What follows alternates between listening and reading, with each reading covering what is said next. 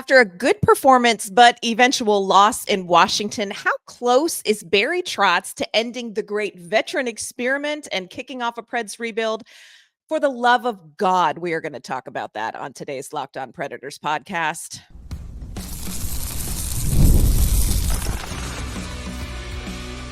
You're Locked On Predators, your daily podcast on the Nashville Predators, part of the Locked On Podcast Network, your team every day. Welcome to this clearly overly dramatic episode of the Locked On Predators podcast. Thanks for making us your first listen of the day. We are, of course, your free daily Nashville Predators podcast. We're a part of the Locked On Podcast Network, your team every day. Want to kick off this spicy episode with a shout out to our Locked On Predators insiders and our everydayers. We love hanging out with you a little bit each day and talking about Nashville Predators hockey together. I'm Ann Kimmel. I am a writer with Penalty Box Radio, and my friends, I have a partner in crime.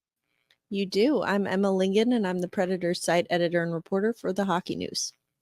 Well, it was a much better performance from the Nashville Predators last night, Emma, but ultimately that performance netted exactly 0 points in the standings as they fell 3-2 to the Washington Capitals last night. We will, of course, recap that game with our one word, and we are going to have a frank discussion about what Barry Trotz means when he talks about, and I quote, kicking off a rebuild. It's going to be so fun, Emma. Before we dive into all of that, do want to let you know today's episode is brought to you by FanDuel. You can start the season with a big return on FanDuel. New customers can place a $5 bet, and you'll get started with $150 in bonus bets if you win your first $5 bet. Visit FanDuel.com to get started. Well, Emma, let's just talk about what is real.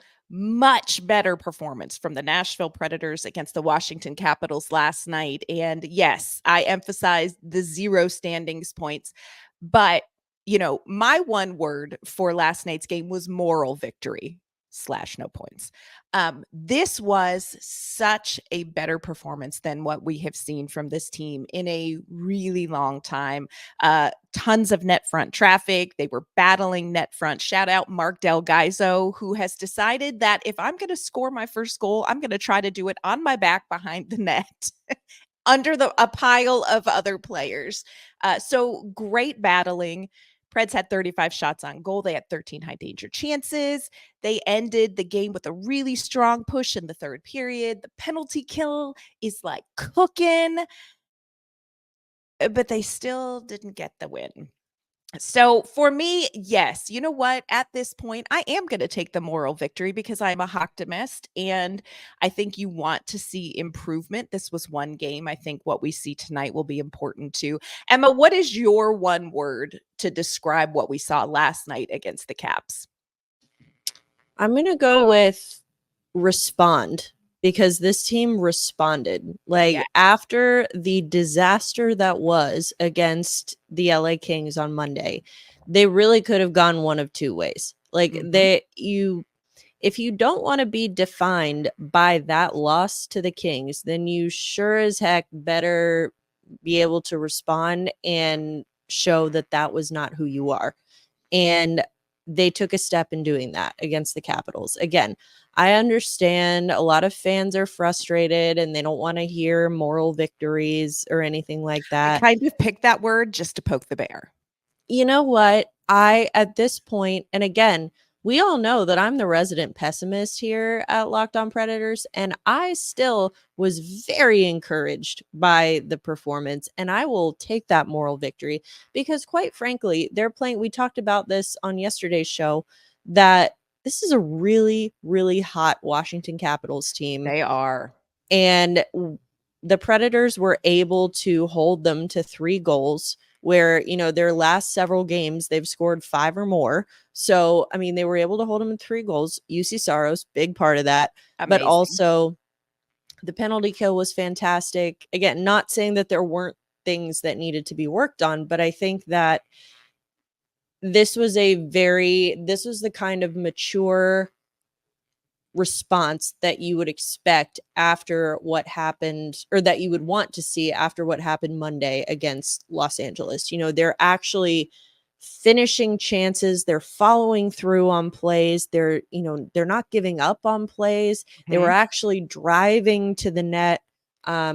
Even the ones that didn't go in. First of all, can we talk about the fact that they hit like 50 posts last night? What is Good happening? Lord. It's like we are deafened by the sound of failure so far this season. Ugh. It's like another one, seriously? And so that's where one of those, if you look at that, you have to think like, all right, so it's not like they're not getting chances. Correct. But it's one of those where I think you have to look at it as this was a huge step in the right direction against a really good team. And even the shots that weren't going in, you could see so much more of, there was more follow through. There was more net front presence. There was more Yes. trying to punch in the rebounds. This is all things that we have not been seeing, and we saw them against Washington. And so I think that that's a really good sign and a really good step. And you have to remember that when teams get into this kind of slump or dig themselves in this kind of hole, they do not come out of it overnight. They've dug themselves into it. Now they got to dig themselves out. And I think this was a really, really good step toward digging themselves out. I am not saying, oh, the slump is over, they're amazing now. But I'm saying, like, you have to start somewhere. And this was an excellent start, I think. Great start. And that really was the sentiment overall from our Locked On Predators insiders. We, of course, always reach out to them before, during, and after games. We're pretty chatty with them. But we ask for their one words as well. Tanner's one word was unlucky. Much more heart in this one, but several unlucky shots and ref calls brought out another loss. Another insider's one word was improvement ? Team was one questionable call away from overtime against a solid team. Dustin said, my one word is baby steps. Tonight was much better than the other night, but we have to stop committing so many penalties. Y'all, there are not snacks in the Washington Capitals sin bin either. It's a league-wide thing. There's no food there. Stop. It's like, it's a good thing that, we get it. Nashville, your penalty kill is really good. You don't need to keep showing us that. It's literally like, just because you can doesn't mean you should. Yes. Just because you might look great in a bikini doesn't mean you need to go to Publix grocery shopping wearing it. Yes.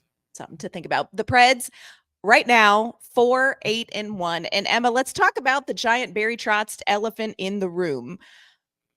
God bless Barry Trotz. He says the things. And I love this about Barry. Went on 102.5 The Game the other night and was asked, what the flag nog, in essence, like, what the flag nog, what's your plan? And Barry basically talked about what his sort of thought process is. This is what he said. This is a quote. If we don't get it going, then I'm going to start our rebuild plan. We're going to see a lot more of our kids starting their process. If we fall out into a position and we fall out and it's not happening or it doesn't come together, then I'm going to start probably that process on getting them the needed games that they need and start developing them. We're going to shake it up if we don't get going pretty soon. All right, Emma. Let's just buckle up, everyone, because Emma and I are going to have a very frank conversation about this. Is Barry Trotz saying that he is close to ending this veteran paper potential hockey fantasy experiment because the Predators have started out 4-8-1? Is Barry Trotz got his hand hovered over the red button? Is it this close to pushing the red button and going, screw it, we're rebuilding? Emma, yes or no? No. Thank you, Jesus. And Emily. No, absolutely not. Listen, like you said, Barry says the things. He says the things out loud. And we love that about him. It makes him really fun to cover because a lot of GMs like to hold things a little bit closer to the vest, and they like to, not show their cards. And that's, David Poyle was like that, but a lot of GMs are like that. And so Barry Trotz, who is a coach by nature, and he comes out and says the things, and people are like, whoa, oh my God, he said it. That means it's happening. Everybody panic. It's happening. No, Barry Trotz, he is very open. He's very honest. He talks a lot. His press conferences are always quite lengthy because he does not know how to answer a question with brevity. And again, I love that about him. But it's what's real. But it's, yeah, it's there. So he kind of speaks his train of thought out loud. And I think what was happening here is that he's just, this thought process, this train of thought that he's having is the same thought process that any NHL GM would have. He's not saying we're rebuilding now. He's saying, look, winning is the goal. We're still trying to do that.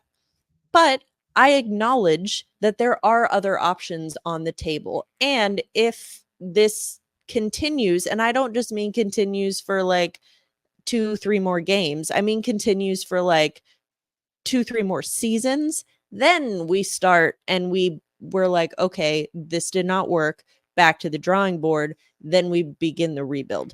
And they can't rebuild right now. Half the guys on that roster have no trade clauses, and they still have, the Forsbergs and the Yossi's, and they have Saros on that lengthy contract, and so they're not rebuilding right now, people. It's everyone needs to just understand that Barry just says all of the things out loud.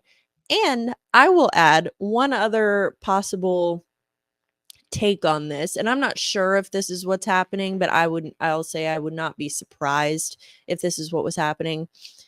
And this is going to make it sound a lot more like deviant than it's supposed to, but this could be a case of classic psychological manipulation. And what I mean by that, Yes. what I mean by that is Barry Trotz talking to the players through the media, because 100%.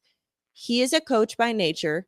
Coaches do this all the time. Nick Saban used to do this all the time with Alabama football. Talk to the players through the media to light a fire under their butts.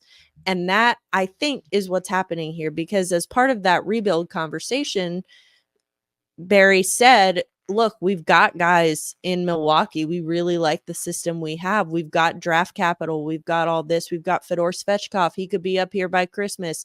He's ready to go. And that's his way of saying to the players, look, if you do not step up and start producing, we have someone waiting who will. And it's a way to light a fire under them and to get them going. And it's not a threat. It's just it's a reminder, like, hey, your job is never safe. No one's job is ever safe. And so I think that could also be a little bit of what was at play here. And right. Whether or not that's true, it looked like it worked. That response that we saw against Washington, that was one of the best efforts, like complete full 60 efforts I've seen from this Predators team all season. Absolutely agree. Coming up, we're going to wrestle some more with this Barry Trotz stream of consciousness that we experienced this week. We're going to talk about what Barry's next move should be and what is a realistic time frame for calling this season and the big veteran experiment a loss. Today's episode is brought to you by our great friends at Game Time. Look, if you are wanting to catch the Predators team playing this season, or you just want to make some great fall memories with family and friends, you've got to check out the great deals available at Game Time. Game Time is the fastest and easiest way to get tickets for your favorite sports, music, theater, and comedy. Game Time now has this great feature. It's called Game Time Picks, and it's going to make getting tickets to your favorite events even easier. Game Time Picks filters out the fluff, and it's going to show you incredible deals on the great seats, so you don't have to waste time searching through thousands and thousands of ticket options. Game Time has great deals right now on tickets for that bowl-bound Vanderbilt football team. Of course, the Tennessee Titans, maybe not bowl-bound, and the Nashville Predators as well. There's tons of great deals on shows and events all around town, and if you're going on vacation, check out Game Time there. They have great deals on events in your destination city as well. Game Time has this low price guarantee and the most flexible customer service policy in the ticketing industry. So take the guesswork out of buying tickets with Game Time. Download the Game Time app, create an account, and use code LOCKEDONNHL for $20 off your first purchase. Terms apply. Again, create an account and redeem code LOCKEDONNHL for $20 off.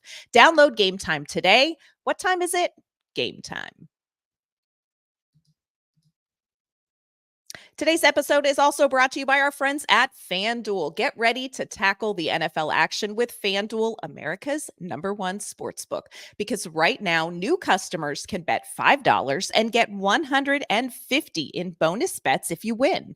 The FanDuel Sportsbook app gives you everything you need to place live bets on the NFL, and it is all in one place. So when you get a hunch in the middle of a game, you can check out the latest stats, you can view live play-by-play, and so much more. And it's all on the same page where you place your bets. Just visit fanduel.com to join today. Again, you're going to get started with $150 in bonus bets if you win your first $5 bet. That's fanduel.com. Never waste a hunch and make every moment more with FanDuel, an official sportsbook partner of the NFL.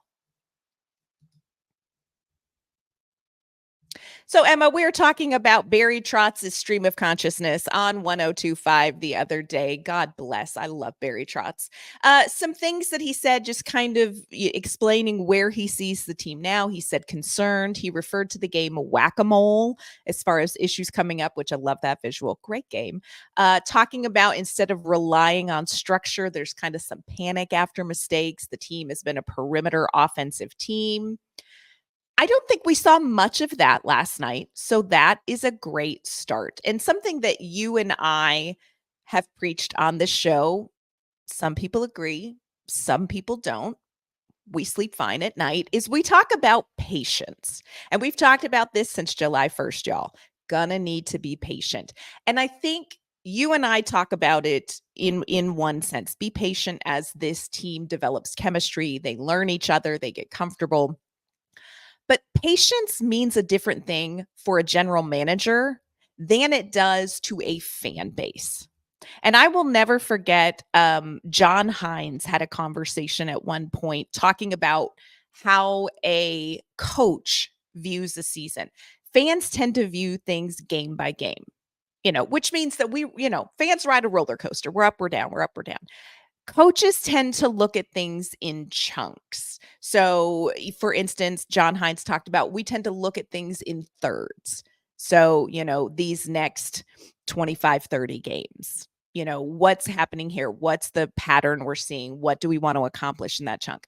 General managers look at a hockey team in like 2 to 5 year chunks. So when Barry Trotz is talking about a time frame, his view is very different than a fan base. When he says we're going to kick off a rebuild, he doesn't mean next Tuesday.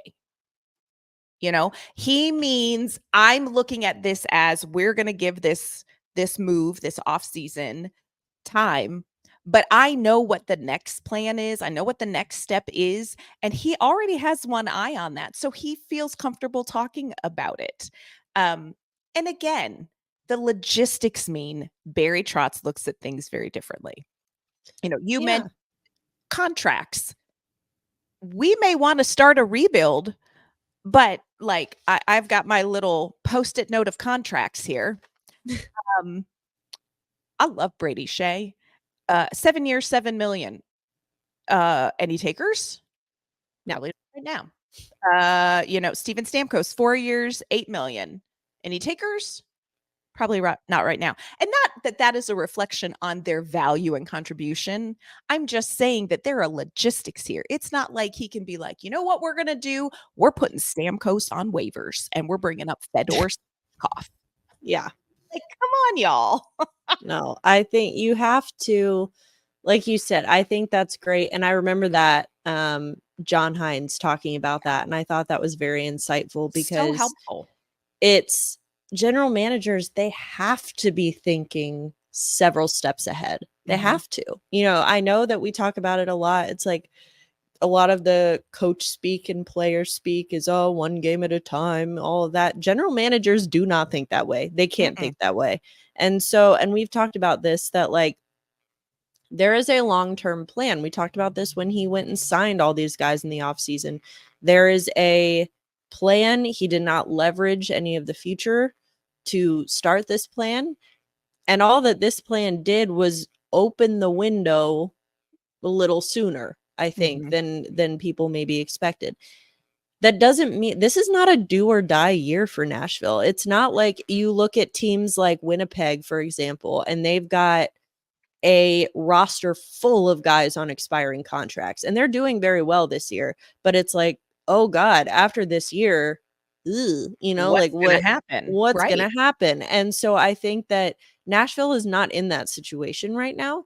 And that doesn't mean that they can just coast and vibe through the season, but it means that this is like a 2 to 3 year process we're talking about. I know that no one wants to hear that, because they, finally saw what Barry Trotz did over the offseason was a step. It was a step in a direction rather than just kind of straddling the middle line between rebuild and contend, which this team has been doing for the last several years. Finally, he took the step over that line towards contend. But that doesn't mean you just step over the line. You still have to get all the way to the end. And that doesn't happen overnight. Like, again, I said, they've dug themselves into this. They need to dig themselves out. Also, can I just point out for everyone who is panicking about the 4-8-1 start, give it to us, sister. This team last season at this point, 5-8. 5-8.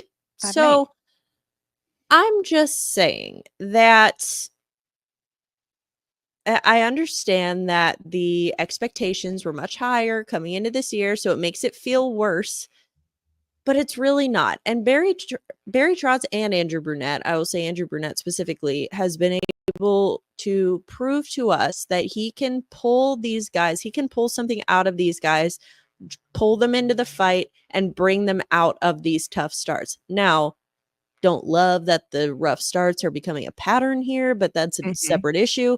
The point is, we've been here before and we can get out of it. He hasn't given us any reason to think that we can't. And that is where, like, I understand. I'm not trying to say it's not bad right now.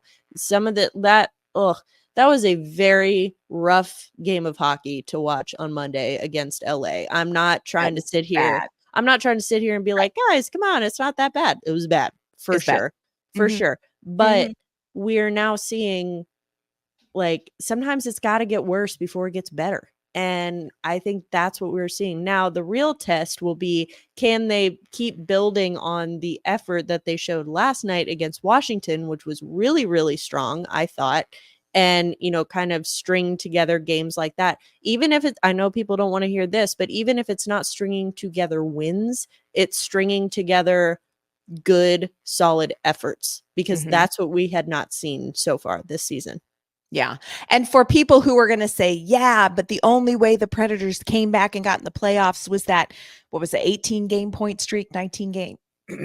I get the numbers confused because Milwaukee had a win streak and Nashville had a point streak, and they were very close numbers, but a whole bunch of points together in a row. That started after the All-Star game. Okay. If Nashville can put some things together, I don't know, before Thanksgiving, before Christmas, you won't have to necessarily must have that miraculous point streak to claw your way into the postseason. And of course, there are other factors at play. Will Winnipeg fall off of, the high pinnacle that they are right now? We'll have to wait and see, but Nashville doesn't control that. Is Minnesota for real? Nashville doesn't control that. Nashville has to control what they can, and there is time for them to get momentum, to get points, to claw their way back into something. Is it going to be hard? Yes. Also, Emma, preach it, sister. When we signed Steven Stamkos and Jonathan Marchessault and Brady Shea, we didn't say, hey, we're going to give you 1 year. this is the year. No, the window is for 2 to 3 seasons from now, this team to be a cup contender. And if you feel like, a 4-8-1 record with these guys starting out means it's not going to happen, I don't know how to help you with that. Like, I mean, there might, you just have a different perspective. Is this going to be hard? Yes. Do they have to dig out? Yes. Is it impossible? No. Is it ideal? Oh, no. But even if Nashville can't get themselves into a postseason position for success this season, it doesn't mean that the foundations of this team all need to go for next season. You just, again, you got to kind of take off the game to game fan glasses, and you kind of have to put on just a little bit of the Barry Trotz GM glasses. Just something I've been thinking about. Our insiders feel the same way. John said, I think the players responded to the threat of a rebuild from Trotz. I think a lot of us felt like, ooh, shots fired, Barry Trotz. And I don't think you're talking to the fan base. Another insider says, maybe switching some things up. I'd love to see some of the young guys come up at this point, especially in place of guys like Jankowski or McCarron. And no offense to them in particular, they're solid players, but are probably at their ceiling. Another insider says, and this will preach, Chris, the problem with full rebuild is that there's no reason to watch. Ticket sales dry up and opposing teams know it. We have great vets to pair with the up-and-comers. Keep that balanced mix. That's 100% how you want to rebuild. You want Luke Evangelista to watch Steven Stamkos. You want Fedor Svechkov to see how Jonathan Marchessault plays. So, yeah, I think you have to kind of have a different perspective. Of course, the team does have another chance tonight to show that it is moving with an ounce of consistency into the right direction. Coming up, we're going to talk about the game against the reigning Stanley Cup champions. It's going to happen in Sunrise, Florida tonight. Today's episode is brought to you by Indeed. Just like your favorite sports team, we're all driven by the search for better. But when it comes to hiring, the best way to search for a candidate isn't to search at all. Don't search, match with Indeed. If you need to hire, you need Indeed. Indeed is your matching and hiring platform with over 350 million global monthly visitors, according to Indeed data, and a matching engine that helps you find quality candidates fast. And Indeed doesn't just help you hire faster.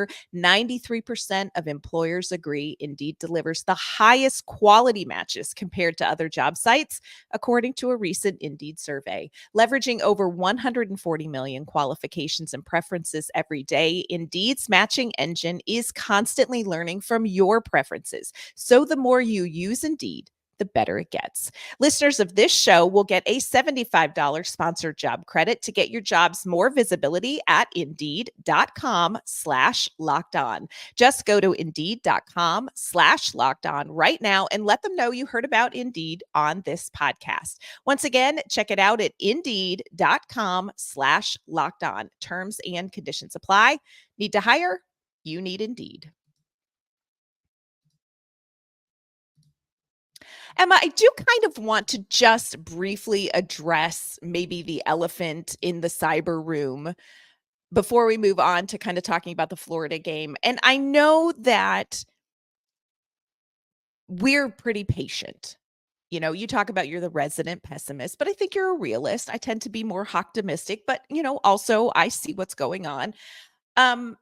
Why are you not more outraged? Where is your outrage? Because we've been here before. Like that again, I know it feels bad, but like it's 13 games into an 82 game season. Like, I'm sorry, I'm not outraged yet.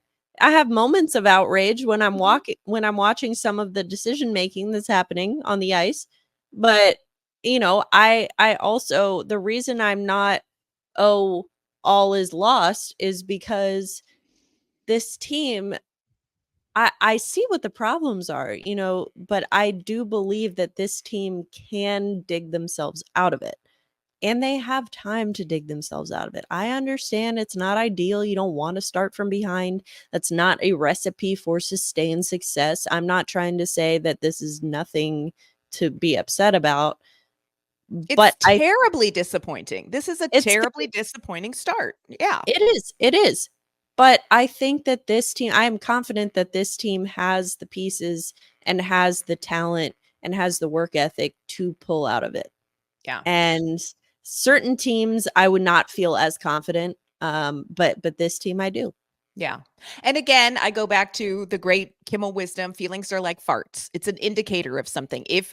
And I was a theater major years ago. I love righteous indignation. Like that's my lane. But I don't feel it here because I really think this is such a small sample size for the kind of frustration.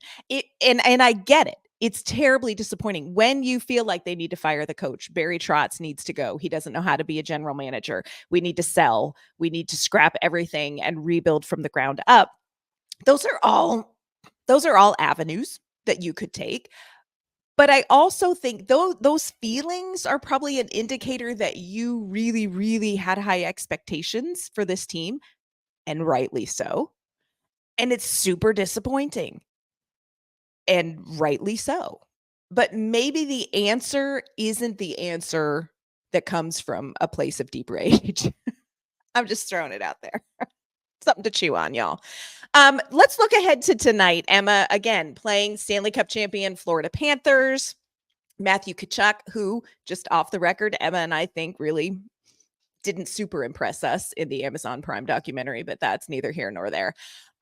What do the Predators need to do tonight, Emma, to keep the performance, their execution trending in the right direction? What's important about this game tonight?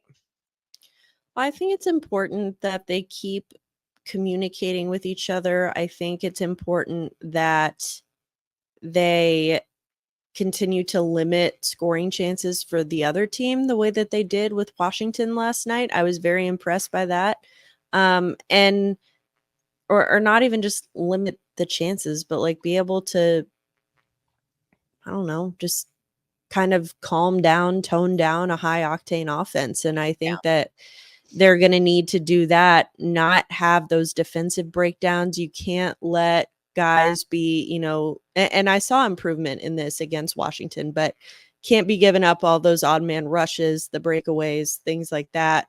Be a little bit tighter defensively. And I mean, as a 5-man unit, not just the defenseman. And yeah, I was so encouraged last night by watching these guys not giving up on plays and actually crashing the net and trying to punch in the rebounds. And I hope that that's something that continues, because that's a part of their game that has been severely lacking so far.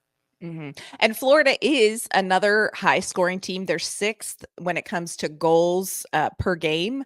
So this is something that Nashville's going to have to do to be successful. The other thing I would say is don't take penalties. And look, right now, Nashville first in the league in the penalty kill. That penalty kill is just humming. It is firing on all cylinders.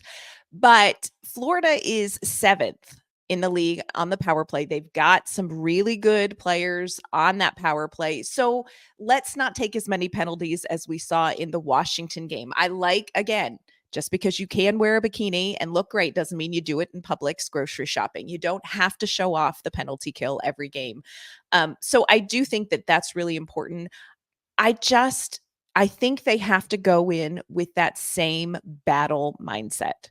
Like you said, Juuso Parsonen's first goal was because he was crashing the net. Mark Del Gaizo, for the love, I know there are no style points, but if there were work hard points, Del Gaizo would have had them. And you saw that from everyone. So I agree. Like, this has to be the hardworking Nashville Predators team we saw against Washington. If the Predators perform as well as they did, if they perform as well tonight against Florida as they did last night against Washington, how much does that help you feel more encouraged about what this team can do, Emma? Or is that still too short of a span to feel like, okay, they're turning it around? No, I mean, I think each game they, continue to show this kind of effort. I'm going to be more and more confident because what you need to start seeing is a pattern of this behavior. And it was really good start against Washington. Of course, a win would be huge. You want to get those points in the standings. Yeah. I'm not trying to when I say that, last night was a moral victory, I think it was, but I understand. I'm not saying that that's just as good as like a win in the standings because you don't get any points. I understand that completely.